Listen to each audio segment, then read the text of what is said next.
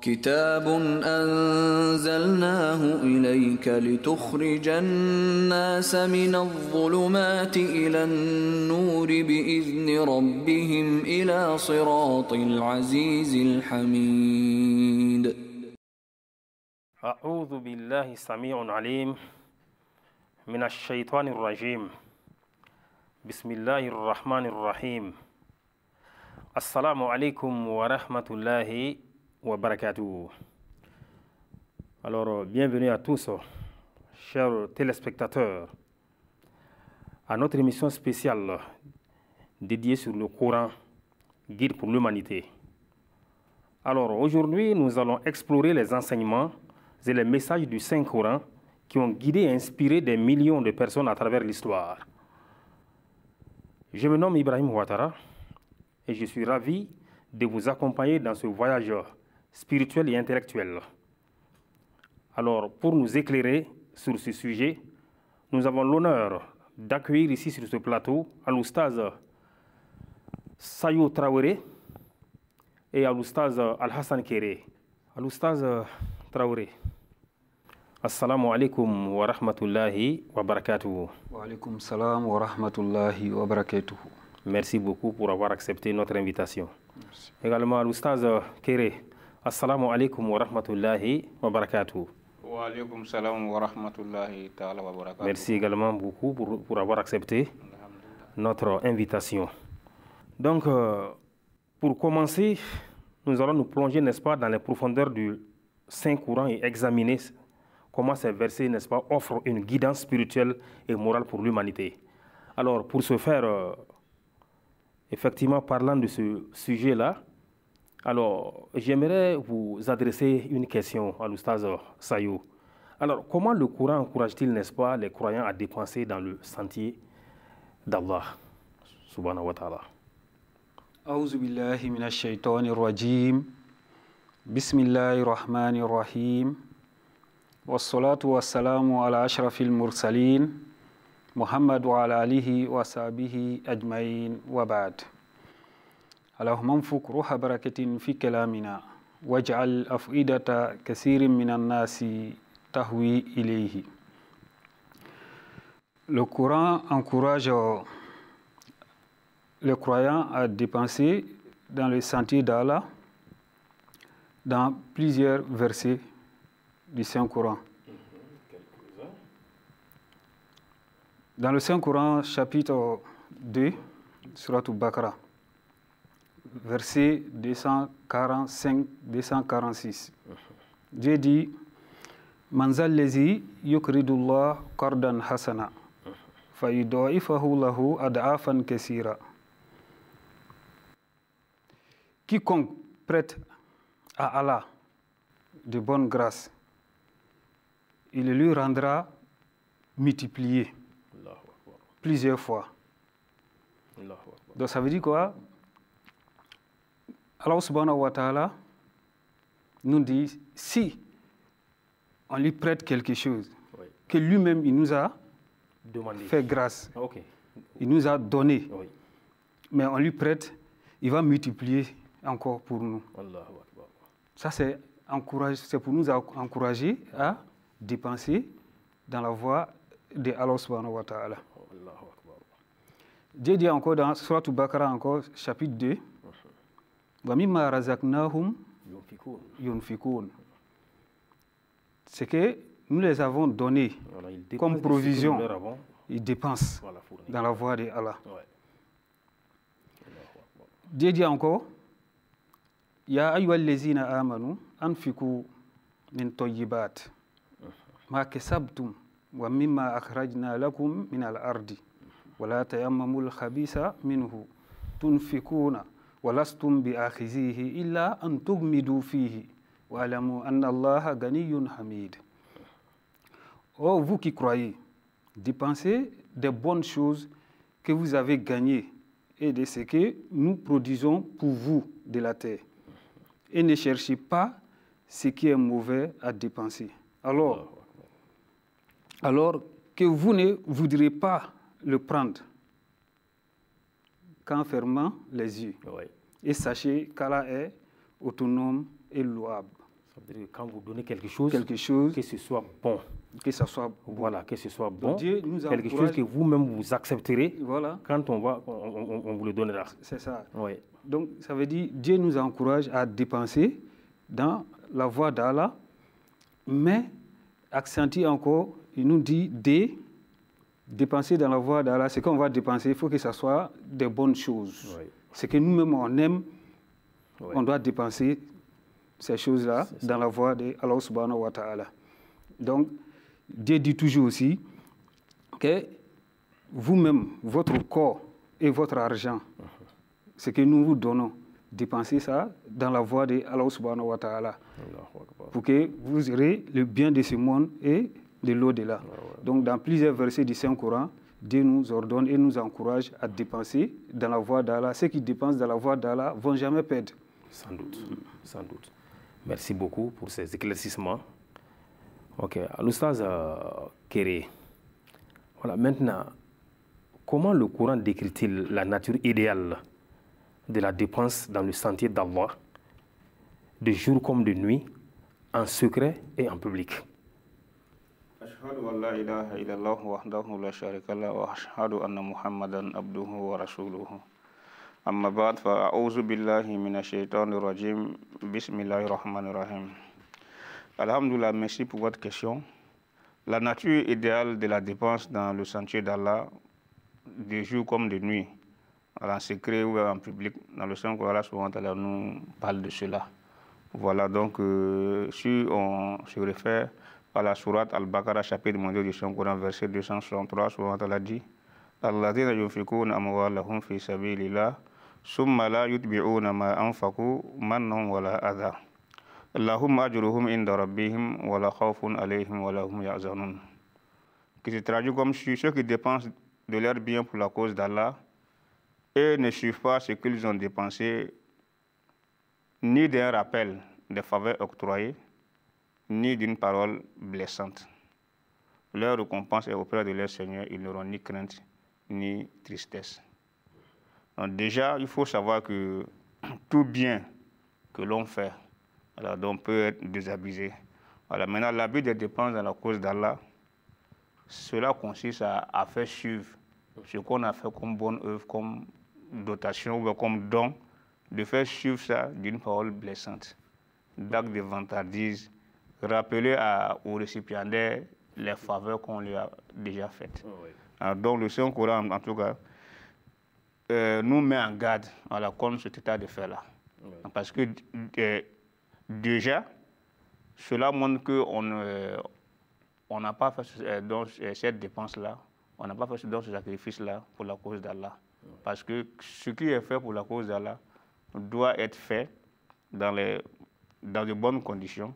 Et puis celui qui doit recevoir aussi, il n'est pas redevable en quoi que ce soit. Si je comprends, voilà, donc, parce que ça me rappelle des dires d'Imam Mahdi alayhi salatu wassalam, que le bien doit être fait comme, c'est-à-dire que entre la maman et l'enfant. Voilà, au fait c'est ça. Voilà. Voilà. Maintenant le Saint-Coran a utilisé deux termes, il y a manun et puis il y a aza. Donc il y a un qu'on peut dire les reproches, l'autre on peut dire que le tort aussi. Le tort, comment? Parce que cette personne-là qui a reçu donc, cette offrande ou ce don-là, donc, ne doit pas se sentir redevable. Voilà, donc, et puis, celui aussi qui fait ce don aussi, ne doit pas rappeler à ce dernier-là tout le temps. Parce que la plupart du temps, c'est ce qu'on remarque. Voilà, n'eût été mon aide. Quelqu'un te fait du bien, mais à un moment donné, si la personne se rend compte que tu n'arrives pas à le reconnaître, elle te taxera d'ingrat. Voilà, donc n'eût été mon bien ou bien ce que, en tout cas, je t'ai donné comme aide, oui. Donc tu ne pourrais pas t'en sortir. Oui. Donc le Saint-Coran nous met fortement en garde contre cela. D'ailleurs, le Saint-Prophète m'a dit dans un hadith, il dit la meilleure des aumônes, voilà, donc est celle que la main droite effectue sans que la main gauche ne soit, ne soit au courant. Donc cela veut dire quoi? Donc lorsqu'on fait l'aumône, il ne faudrait pas que ça se sache. Il ne faudrait pas aussi que demain, pour que nous sortons demain pour aller dire, ouais, celui-là vraiment c'est un ingrat, je lui suis, en tout cas, je lui ai apporté de l'assistance à telle et telle période maintenant, que ça va chez lui, donc il ne me reconnaît plus. D'ailleurs, Allah subhanahu wa ta'ala nous met en garde encore. Il dit mieux vaut même adresser une parole bienveillante que de faire une aumône maintenant qui sera suivie maintenant d'un tort ou d'une parole blessante. Dans le sens qu'Allah subhanahu wa ta'ala dit dans la sourate Al-Baqarah toujours, dans le verset 264, il dit Qawlun ma'rufun wa maghfiratun khayrun min sadaqatin yatba'uha azan.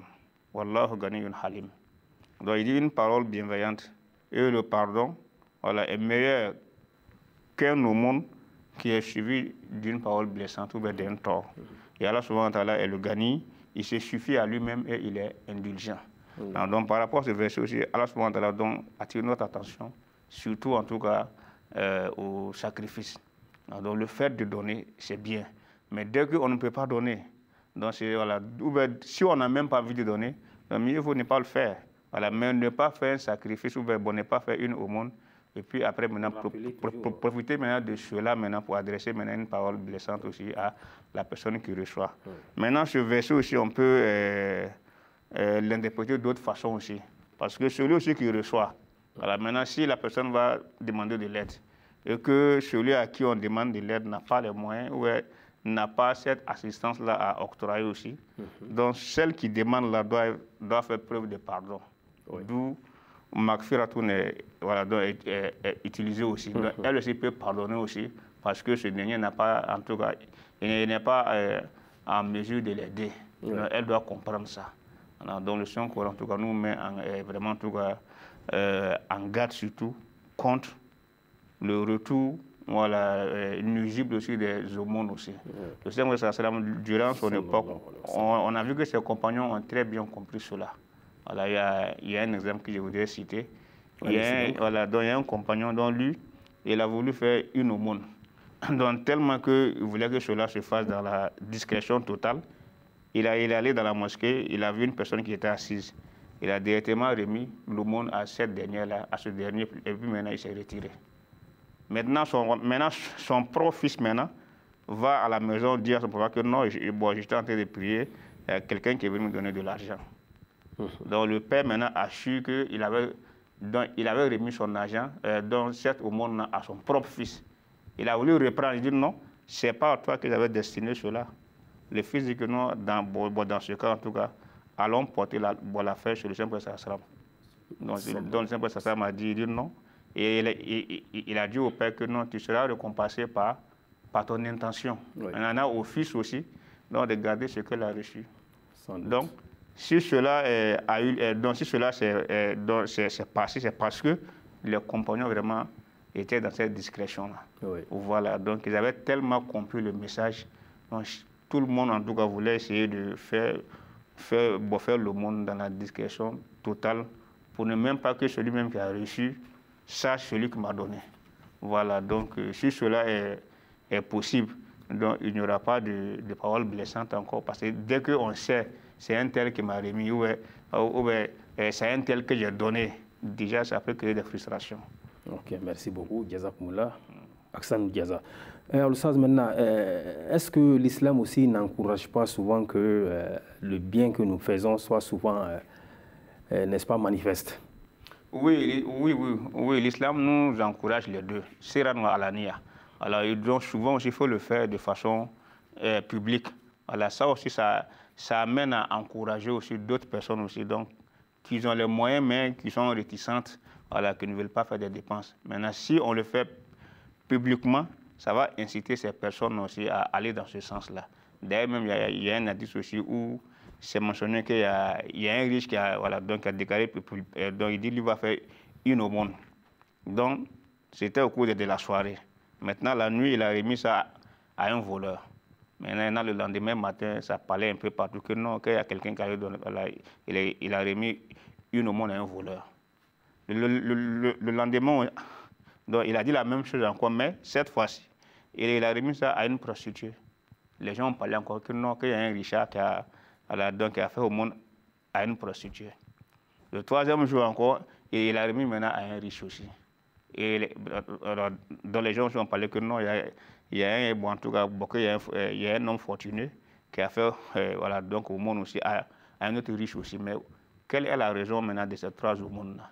C'est là il a expliqué que non. Je fais cela, un pour le voleur, pour que ce dernier aussi puisse arrêter le vol. Oui. Maintenant, pour la prostituée aussi, pour que, voilà, donc, pour que aussi, voilà, elle puisse mettre un fin, voilà, donc, un terme à ce travail dégradant-là. Maintenant, troisièmement, pour les riches, là, pour l'inciter aussi à se pencher vers les moins nantis. Voilà, donc c'est cela. Donc l'islam nous encourage à faire les deux. Mais il faut juger les circonstances aussi. Voilà, et puis les occasions. Quand c'est bien de le faire ouvertement, tu le fais ouvertement. Mais quand ce n'est pas approprié, donc tu le fais en cachette. Donc je voudrais ajouter en même temps, comme dans notre vie de tous les jours maintenant, nous sommes maintenant à l'époque des réseaux sociaux. Donc souvent quand il y a des dons, souvent quand il y a des catastrophes naturelles comme ça, donc ceux-là qui vont apporter de l'aide aussi aux sinistrés, souvent on voit que c'est filmé et puis maintenant les gens publient ça. C'est pour inciter. Voilà, attirer la sympathie de d'autres personnes aussi. Voilà, donc ils peuvent aider aussi. Mais ceux aussi qui vraiment qu'ils apportent peut-être quelques petites assistances aux gens, en même temps filmer ces personnes-là et puis elles-mêmes ensemble. Bon, ça aussi c'est pour les exposer aussi quoi. Donc ça, faut éviter beaucoup. On peut apporter de l'aide, se filmer soi-même, mais les récipiendaires là, donc on peut essayer de les masquer un peu. Voilà, d'essayer en tout cas de les couvrir. Donc, ce n'est pas la peine de vouloir forcément les exposer. Jazakumullah, Ahsan Jaza al-Oustaz. Donc, on retiendra, n'est-ce pas, de vous dire, de vos explications, que l'aumône doit être fait réellement pour la cause de Dieu. Et ça doit aussi être fait publiquement ou en secret, selon, n'est-ce pas, les situations. Et surtout, sans arrière-pensée. Sans arrière-pensée. Négatif surtout. Ok, Jazakumullah, Ahsan Jaza. Chers téléspectateurs de MTA, nous vous rappelons que nous sommes au cœur de l'émission, n'est-ce pas, le courant guide pour l'humanité. Alors, maintenant, nous allons revenir à notre cher missionnaire, à l'Oustaz Traoré. Voilà. Maintenant, Oustaz, en quoi la confiance, n'est-ce pas, en Allah est-elle cruciale lorsqu'on fait des dons dans le but de plaire à Allah, comme mentionné dans le Saint-Coran? Alhamdulillah, la confiance en Allah est cruciale lorsqu'on fait des dons dans le but de faire plaisir à Allah. Vous savez, ce que Oussad vient d'expliquer, ceux qui font des dons, souvent, quand ils font des dons, ils attendent quelque chose en retour. Ça veut dire la reconnaissance. Effectivement. Une reconnaissance. Oui. C'est vrai. Le saint prophète Mohammed sallallahu alayhi wa sallam a dit La yashkurullah man lam yashkurun nasa. Ça veut dire que vous ne pouvez pas être reconnaissant envers Dieu si vous n'êtes pas reconnaissant envers vous-même, envers les hommes. Oui. C'est vrai, on doit être reconnaissant quand on vous fait du bien. Oui. Mais ceux qui font du bien, des dons, ne doivent pas toujours faire du bien et espérer sur, une reconnaissance. Voilà. Sans quoi d'ailleurs on vous taxerait d'ingrat. C'est ça. Voilà. Donc maintenant, la confiance en Allah, celui qui fait le don, il fait ça à cause de Dieu. La confiance qu'il a placée en Allah. Donc il va plus penser, il n'a plus d'arrière-pensée, il ne va plus penser à une reconnaissance encore. Donc c'est pourquoi on dit la confiance en Allah dans le sacrifice financier au sacrifice même dans la voie de Dieu est primordial. C'est pourquoi dans le Saint-Coran, Dieu dit Laysa alayka hudahum walakinna Allah yahdi man yasha. Wa ma tunfiqu min khairin falyanfusikum. Wa ma tunfiquna illa ibtigaa wajhillah. Wa ma tunfiqu min khairin yuwaffa alaykum wa antum la tuzlamun. Chapitre 2, verset 273. Ce n'est pas à toi de leur faire suivre le bon chemin, mais à la guide qui il veut.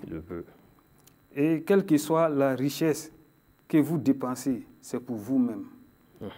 Tandis que vous ne la dépensez que pour rechercher la faveur d'Allah. Et quelle que soit la richesse que vous dépenserez, elle vous sera intégralement restituée et vous ne serez pas lésés. Donc, dans ces versets, Dieu dit ce que vous dépensez dans le chemin de Allah, vous devrez savoir que c'est pour vous-même. Ouais. L'intérêt va vous revenir. Ouais. Et quand vous dépensez dans le chemin d'Allah, vous cherchez le plaisir de Allah. Allah subhanahu wa ta'ala, ce n'est pas le plaisir des hommes. Ouais. Donc, même si vous aidez quelqu'un, vous avez aidé Allah subhanahu wa ta'ala. Ouais. Il y a un hadith qui parle de ça, hadith Qudsi. Dieu dit, mon serviteur, je suis tombé malade, tu ne m'as pas rendu visite, voilà, j'avais faim, tu ne m'as pas nourri, voilà. Tout ça. Donc, si vous aidez les créatures d'Allah, c'est comme vous avez aidé Allah subhanahu wa ta'ala. C'est pourquoi Dieu, dans un hadith, le saint prophète Mohammed sallallahu alayhi wa sallam dit « Al-Khalqu ayalullah ». Ça veut dire quoi? Les créatures de Dieu sont sa famille, la famille de Dieu. Oui. Donc ceux qui font du bien aux créatures de Allah sont les meilleurs sur terre. Ça, c'est un hadith du saint prophète Mohammed sallallahu alayhi wa sallam. Donc quand nous dépensons dans la voie d'Allah, on doit faire ça à cause de Dieu seulement. Donc si on a confiance à Dieu, et Dieu nous a promis aussi, quand nous dépensons dans sa voie, pour son plaisir, on a confiance en lui, il dit qu'il va nous retourner et puis il va multiplier encore. Ouais. Donc si on a confiance en Allah, donc, ça ne sert à rien. On ne va plus espérer, espérer autre chose. Voilà. Donc tout ce qui va se passer, on a assis tranquillement, patiemment pour attendre ce que Dieu va nous donner. Ouais. Merci beaucoup, Jazakumullah, Ahsanul Jaza. Votre explication rejoint en partie, n'est-ce pas, celle de notre Oustaz Kéré. C'est-à-dire que tous les biens que nous faisons doivent être faits uniquement pour Dieu, pour avoir, n'est-ce pas, la face de Dieu. Parce que tout ce que nous allons faire sur son chemin comme bien, nous en serons récompensés. Donc si nous comprenons cela, donc nous ne pouvons même plus espérer d'ailleurs une certaine reconnaissance de la part des hommes. Merci beaucoup, merci. Jazakumullah, Hassanul Jaza. Voilà, nous tendons, n'est-ce pas, vers la fin. Voilà, je vais adresser une autre question à notre oustaz, voilà, qu'il va répondre très rapidement. Voilà, à l'oustaz, maintenant, comment les croyants peuvent-ils mettre en pratique la présence d'autrui sur eux-mêmes, comme encouragé par le Saint-Coran? Alhamdulillah, summa alhamdulillah.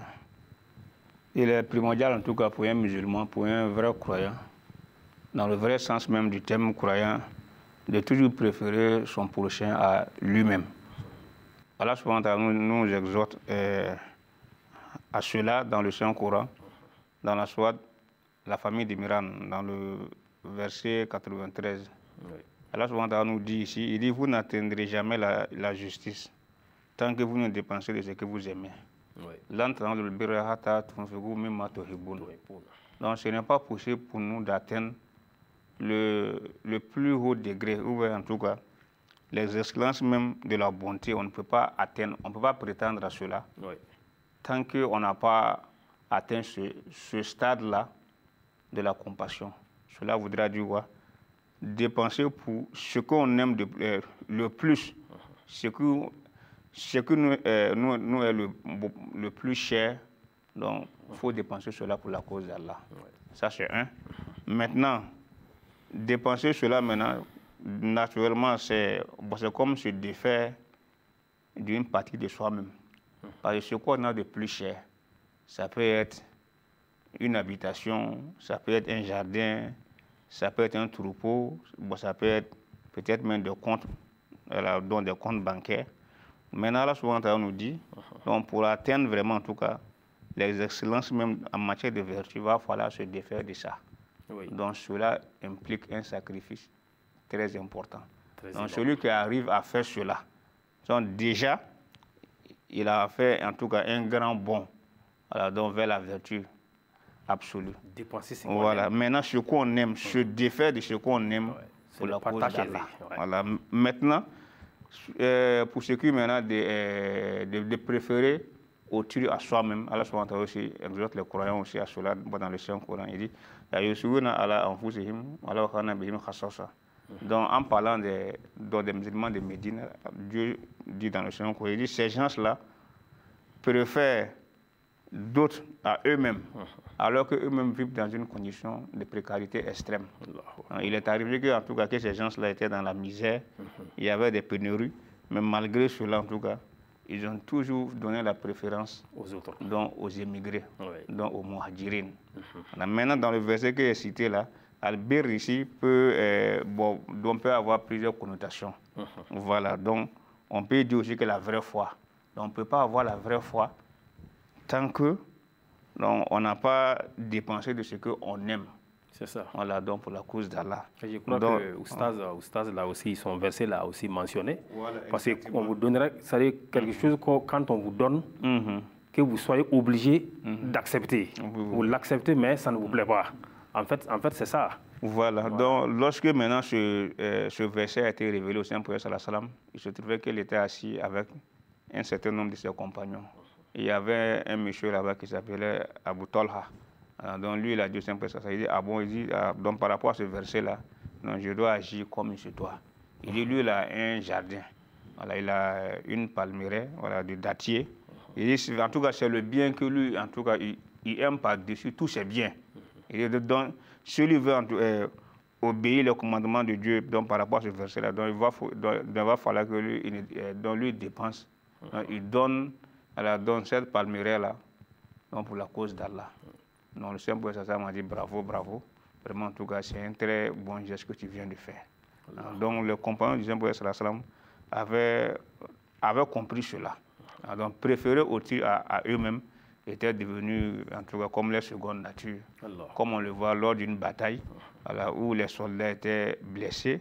Donc il y a un qui a apporté une coupe d'eau, voilà, à celui qui était le plus proche de lui. Lui, il a refusé de boire. Il dit non, va apporter l'eau à mon frère qui est un peu plus loin. Peut-être qu'il a plus besoin d'eau par rapport à moi. Donc ainsi de suite comme ça. Donc vraiment, en tout cas, eux à leur époque, ils avaient vraiment très bien assimilé cela. Maintenant, celui qui partait avec l'eau, maintenant à son retour, maintenant vers le premier, donc il était déjà décédé, il était déjà mort.